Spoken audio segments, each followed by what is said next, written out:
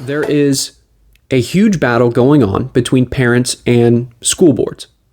And one of the main points of argumentation is, do parents have the power to control what their children are learning in public school? And if they do, how much power should they have? Now, this is coming off the realization that schools are starting to implement the teaching of critical race theory. This is coming upon the realization that public schools have a particular leftist stance when it comes to transgenderism, and also in opposition to the potential of vaccine mandates for public schools, and in defiance against the mask mandates in public schools that we're seeing across the country. Now, what the mainstream media would like to do, and what they have done, is they have taken the parents that are standing up against these schools and make them the aggressors, as if the public school system is not really to blame for anything and that the public school system isn't really doing anything. They are just a bunch of radicals.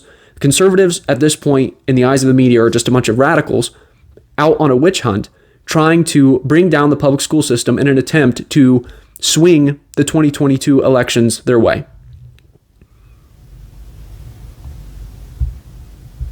To paint the picture of what's going on, I'm going to read this article from the Washington Post. And for the record, the article is titled, "Parents Claim They Have the Right to Shape Their Kids' School Curriculum. They Don't." The article starts by saying, quote, "In their search for issues that will deliver Congress in 2022, conservatives have begun to circle around the cause of parents' rights. In Indiana, Republican Attorney General Todd Rokita recently introduced a Parents' Bill of Rights, which asserts that educational policy and curriculum should accurately reflect the values of Indiana families. In Florida, the legislature passed an even more comprehensive bill, assuring that the state and its public schools cannot infringe on the fundamental rights of parents. A growing number of states are allowing parents to sue districts that teach banned concepts. And in Virginia, Republican Glenn Youngkin has made parents' rights a centerpiece of his campaign for governor, staging Parents Matter rallies and declaring, 'I believe parents should be in charge of their kids' education.' Given this frenzy, one might reasonably conclude that radicals are out to curtail the established rights that Americans have over the educational sphere. Yet what's actually radical here is the assertion of parental powers that have never previously existed." So basically what they're trying to say here, this last part that I just read, is that basically the parents are the aggressors. Basically, the radicals in this situation are not the school boards that are trying to force damaging curriculum onto our children. It is the parents that are radical. It is the parents that are the ones at fault. It is the parents that are the aggressors in this situation. And maybe they're trying to assert more parental power at this point because now they realize that the public school system is not necessarily concerned with educating their children properly. They're concerned with indoctrinating them with leftist ideology. Now, this article continues by saying, "This is not to say that parents should have no influence over how their children are taught, but common law and case law in the United States have long supported the idea that education should prepare young people to think for themselves, even if that runs counter to the wishes of parents. In the words of legal scholar Jeff Schulman, this effort may well divide child from parent, not because socialist educators want to indoctrinate children, but because learning to think for oneself is what children do." Now, this is really great stuff. So I'm going to say something else here in a second, but I'm going to continue reading this. When do the interests of parents and children diverge? Generally, it occurs when a parent's desire to inculcate a particular worldview denies the child exposure to other ideas and values that an independent young person might wish to embrace or at least entertain. To turn over all decisions to parents, then, would risk inhibiting the ability of young people to think independently.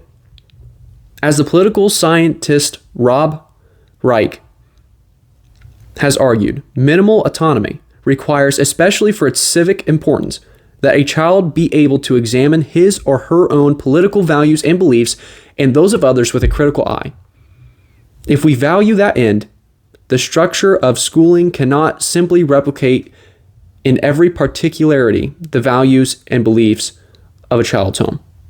Now, this is very hypocritical.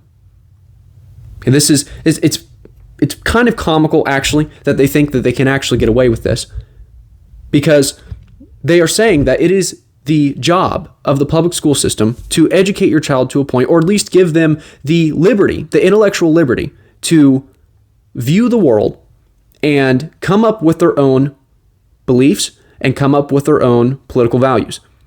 Okay, but yet, they will not support children when it comes to going against leftist ideology.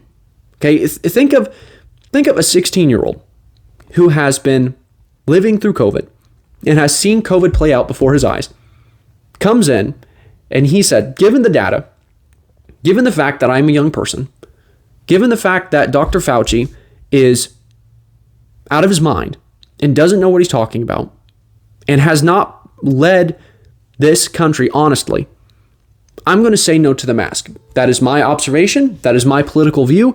That's what public schools are supposed to teach me. Do you think the public schools would support that? No, they would not, because it goes against the leftist ideology.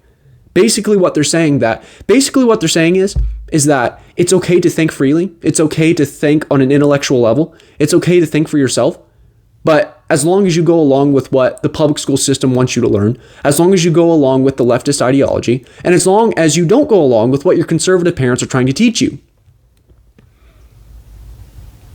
Okay, these same administrations that claim they're in it for the best interest of your child, that they are giving them the liberty to think for themselves, would turn around and deny them that liberty if a young person was speaking out against the things that they were learning, if they were speaking out against Biden, if they were speaking out against the leftist agenda.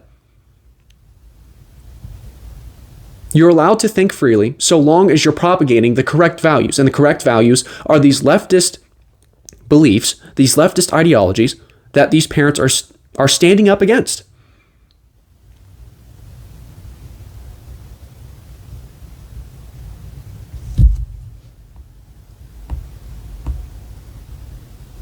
And so there's a reason why there is an iron grip on the young people of this country. Okay, there's a reason why that despite the fact that children have the least amount of concern as far as COVID having deadly ramifications on a particular group of people, children have the least risk. But there is a reason why they are sticking with the mask mandates. There's a reason why that they are not giving up on controlling your children, on indoctrinating your children, and that is because they realize, because all these parents are coming up and they are coming out and speaking against these things, they realize that they do not have the ability to convince the older generations of this country that what they are doing is within their best interest. Okay, they have, in their eyes, the older generations are just a lost cause, and so the best thing that they can do is paint them as radicals and try and move on. Okay, but the reason that they are so invested in trying to control your children and educate the children in a particular way is because if the children grow up and all they know is leftist ideology, all they know is compliance, all they know is vaccines and mask wearing, then they can be controlled. It's all about control. So they're not going to simply just let the children go. They're not going to simply give up on educating the children in a particular way that lines up with their agenda, because that is their best bet. Okay, they have tried their best to screw over every generation that lives in this country, but they are hanging on to the belief that they can definitely screw up the next generation if they can simply control them from the foundation of their education. That is the whole point here. You can't say that you are dedicated to the liberation of thinking for young people across this country but yet force them to wear a mask, potentially force them to get a vaccine, and force these certain views upon them. It is hypocritical and dangerous. These people are out to control your children. And honestly, the more I look at what is going on in this country, the more I'm just like, we shouldn't even give them the opportunity. We should not even give them the chance to destroy our young people. Okay, I am losing confidence, and I have respect for the parents that are speaking out against these things, and I understand that it is not within every person's capacity to homeschool your kids or send them to a private school. But these people that want to educate your children with all this trash, that want to control your children, I do not trust them. I do not think that there is a turning point for these people. I don't think that they're just sitting there waiting for a moral light bulb to go off, and they'll say, "Hey, oh yeah, you're right. We shouldn't be doing this to your kids. We're going to change the way we're going to do." I don't see it. I don't see it. So why give them the opportunity? I don't think there's going to be any kind of moral awakening within these people. So it's either vote them off and get rid of them off of the school boards, take the control away from them, or take the control away from them by not even giving them the option to educate your children.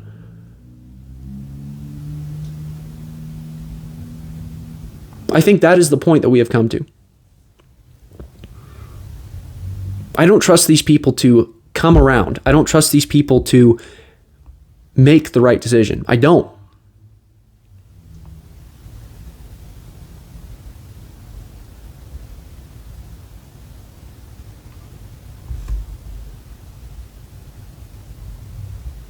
So more glorious content here. More glorious content from the Washington Post.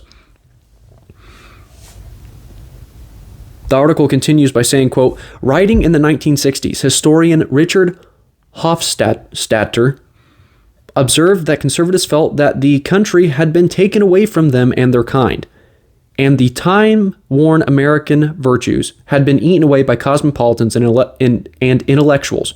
In response, they took up what he called the paranoid style, an approach to politics characterized by heated exaggeration, suspiciousness, and conspiratorial fantasy. Published more than half a century ago, this essay could have been penned yesterday. See, it's such bullcrap. It is such bullcrap. And all they're trying to do is they're trying to paint the parents as the aggressors here. It's all one big conspiracy that the government wants to control your children. It's all one big conspiracy that they are trying to indoctrinate them with leftist ideology. There's no evidence for it whatsoever, even though there are videos popping up from all over across the country where parents are calling out. They will sit there in front of the school board with the curriculum that their children are being taught and literally challenge the school board. What the freaking heck is this? What are you teaching my kids? Okay, this is not heated exaggeration. This is not suspiciousness. This is not a fantasy. This is not a conspiracy. This is really what's going on in our country.